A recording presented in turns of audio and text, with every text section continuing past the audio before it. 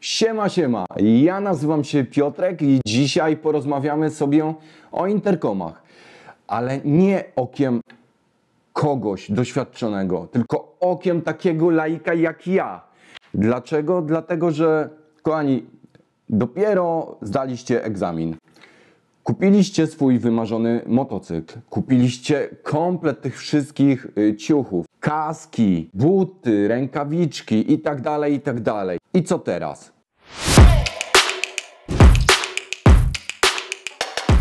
Teraz chcielibyście mieć troszkę rozrywki, troszkę umienić sobie wasze motocyklowe podróże. Ale jak sami wiecie, interkomy to temat rzeka. I teraz tak. Co to są interkomy i do czego się je wykorzystuje? Tak naprawdę zwane potocznie przez motocyklistów interkomami, komunikatorami, możemy je wykorzystać tak okiem laika.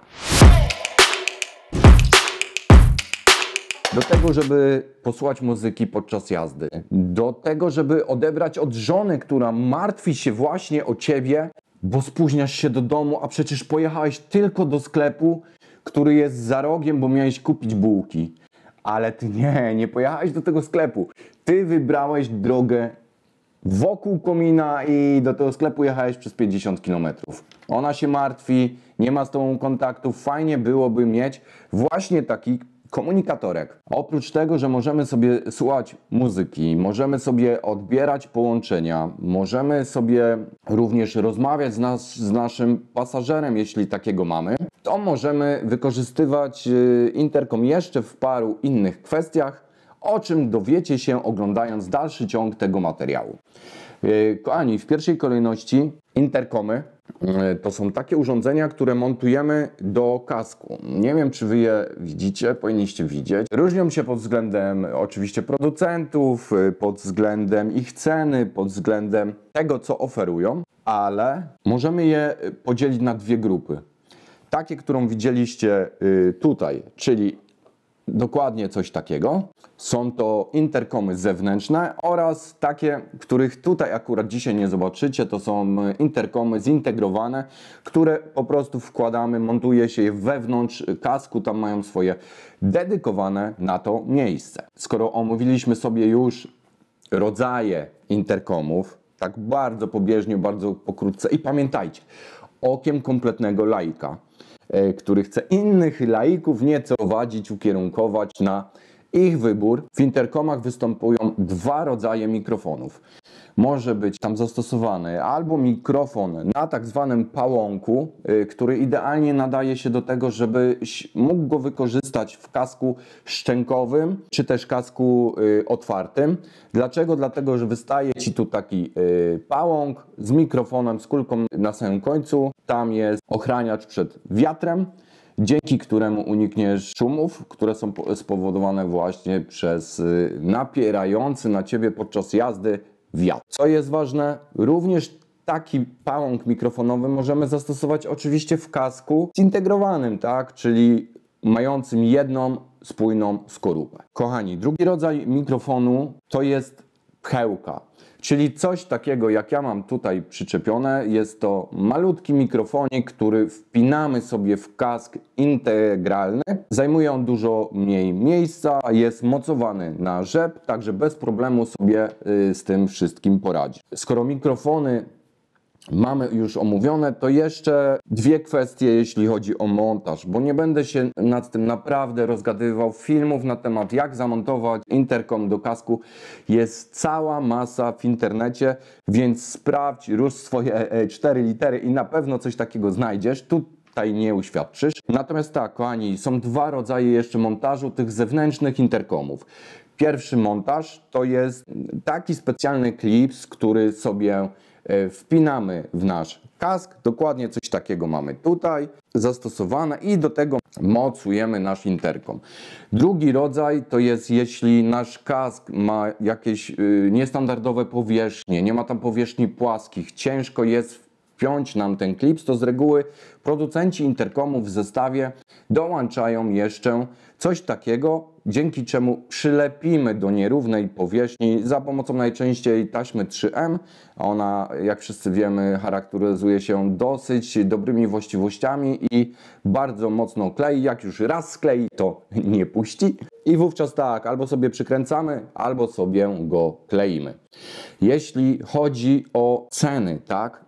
Bo na temat producentów nie będę się tutaj rozgadywał jakoś specjalnie, natomiast jeśli chodzi o ceny interkomów, to jest temat rzeka. Zaczynają się od 50 zł na słynnym cheńskim portalu internetowym, a kończą się od prawie 2000 zł.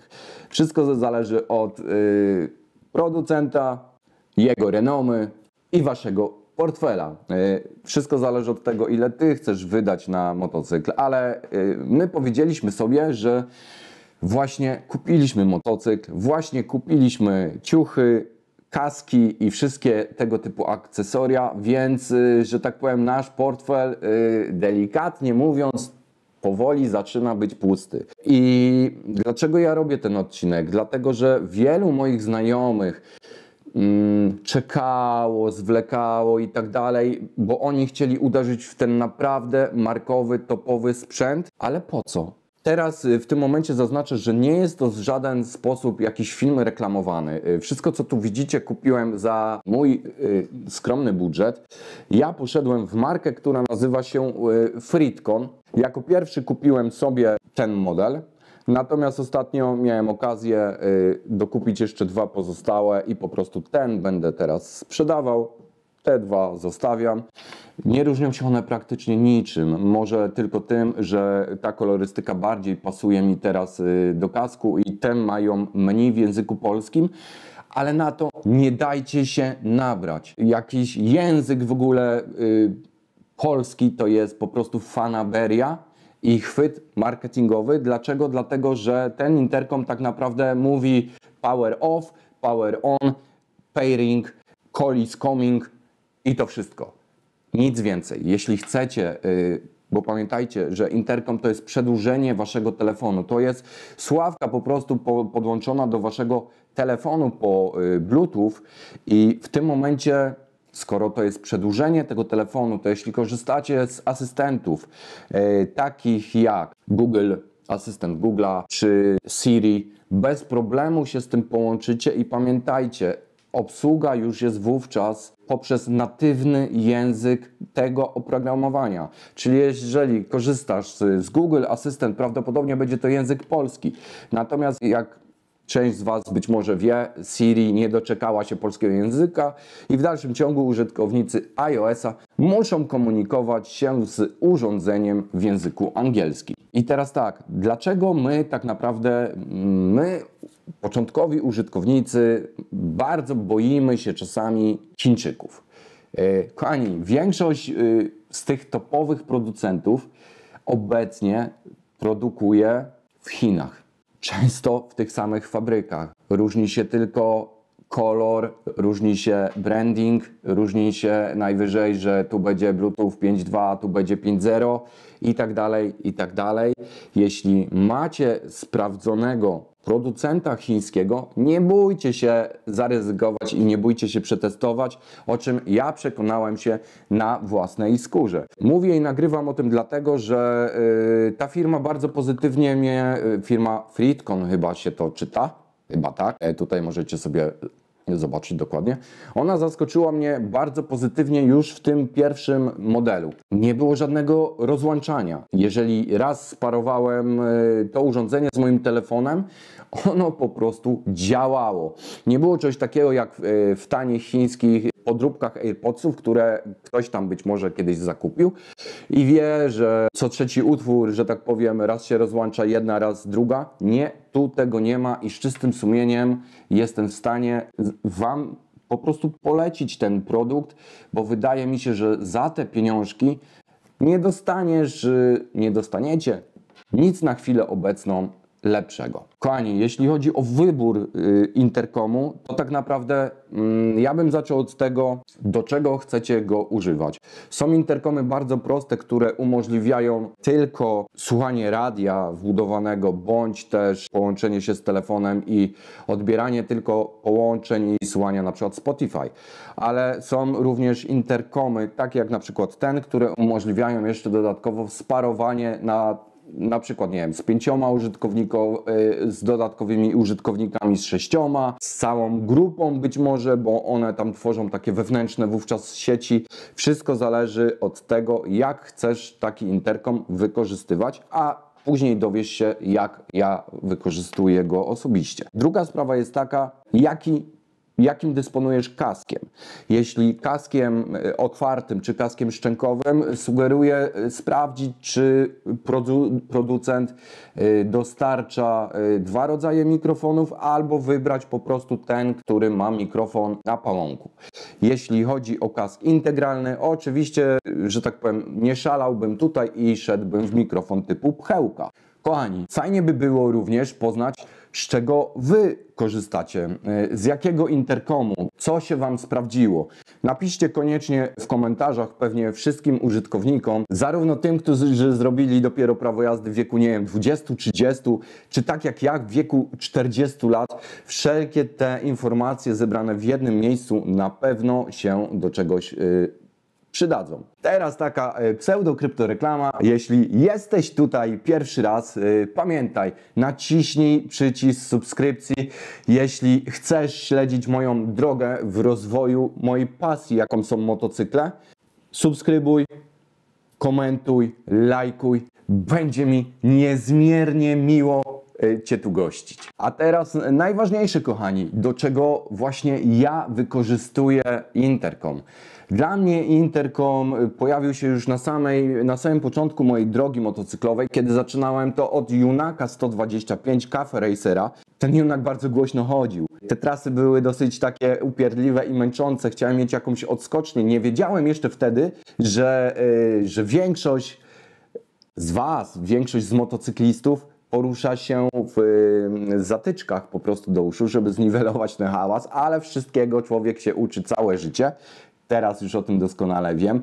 Natomiast interkom był taką odskocznią podczas moich dłuższych podróży. Fajnie było posłuchać muzyczki. Ja korzystam osobiście ze Spotify.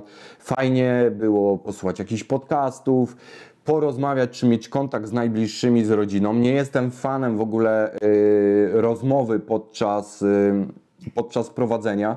Dlaczego? Dlatego, że rozmowa, jeśli przebywa w złym tonie, może być po prostu bardzo absorbująca, a jak dobrze wiesz, albo powinieneś wiedzieć, na motocyklu ważne jest przede wszystkim skupienie i 100% koncentracja, żeby nie doszło tam do jakichś nieprzyjemnych sytuacji. W następnej kolejności, do czego ja wykorzystuję interkom, to jest przede wszystkim rozmowa z plecakiem, czyli z pasażerem motocykla, potocznie nazywanym. Kochani, mam syna, ma 13 lat, tato, weź mnie na przyjażdżkę. No i tak naprawdę od tego wszystko się zaczęło. Ten kask, który tu widzicie, to jest akurat mojego małego brzdąca, już nie takiego małego, ale kochani, taka przejażdżka odbywa się zdecydowanie dużo sprawniej. Co ja Wam tu więcej na ten temat mogę powiedzieć? No po prostu rozmawiacie ze sobą bez jakiegoś darcia, bez przekrzykiwania się, bez tego, czy on usłyszał, czy nie usłyszał i tak dalej, i tak dalej. Rozmowy z pasażerem, powiedziałem, kontakt z rodziną, powiedziałem, o słuchaniu muzyki jak najbardziej, ale wielu Was wiem, że pyta mnie i w komentarzach, i parę osób spotkanych gdzieś tam, na przykład w Chudowie pod zamkiem, zapytało mnie, czy da się wykorzystywać interkom do nagrywania vlogów. Wielu z nas tak naprawdę chciałoby pokazać szerszej publice, gdzie jeździmy, co robimy i tak dalej, i tak dalej. I odpowiedź jest następująca. Tak, jak najbardziej. Ja osobiście wykorzystuję również interkom do nagrywania moich wyjazdowych vlogów i to możecie zrobić w dwojaki sposób. Albo podpiąć się po prostu do aplikacji do nagrywania wideo i od razu sobie według myśli, którą już powiedziałem wcześniej, czyli że interkom działa po Bluetooth, działa to tak samo jak słuchawki na przykład douszne, jest przedłużeniem waszego zarówno mikrofonu, jak i słuchawek, po prostu z niego korzystacie i nagrywacie nim audio, albo możecie odpalić aplikację do rejestracji audio na waszym telefonie. GoPro sobie na przykład nagrywacie obraz, czy jakimś tam aparatem, a z interkomu nagrywacie sobie na telefon wasze audio i później łączycie to wszystko w postprodukcji. To, co jest istotne na tą chwilę, to do czego ty wykorzystujesz swój interkom. Być może są jeszcze jakieś miejsca, sposoby, o których ja nie mam pojęcia, bo tak jak wspomniałem na samym początku, ja się tego nie wstydzę. Ja w październiku zrobiłem prawo jazdy, jestem naprawdę laikiem. Wcześniej tam przejechałem chyba 6000 km 125, ale tak naprawdę cały czas się uczę i podejrzewam, że takich osób właśnie jak ja jest dosyć sporo, więc nie wstydźcie się napisać, z czego wy korzystacie, do czego to wykorzystujecie, bo pamiętajcie, pomagajmy sobie, stwórzmy tutaj razem fajną społeczność. Niech to nie będą jakieś tam, wiecie, stare wieprze, poniekąd może tak, ale na pewno będzie miło, jeśli będziecie tutaj wracać na ten kanał, bo takich filmików powinno być więcej. I jeszcze na samo zakończenie, mam nadzieję, że ci wszyscy, którzy pisali, że było wcześniej obskurnie, mało profesjonalnie, brzydko i tak dalej, ten vlog ich w jakiś tam sposób usatysfakcjonuje. Pamiętajcie, to jest ukłon w waszą stronę, wszystko dla was. Raz jeszcze wielkie dzięki za te szybko przyrastające subskrypcje. I do następnego. Żegnam się z wami, Piotrek, Mototracker. Cześć!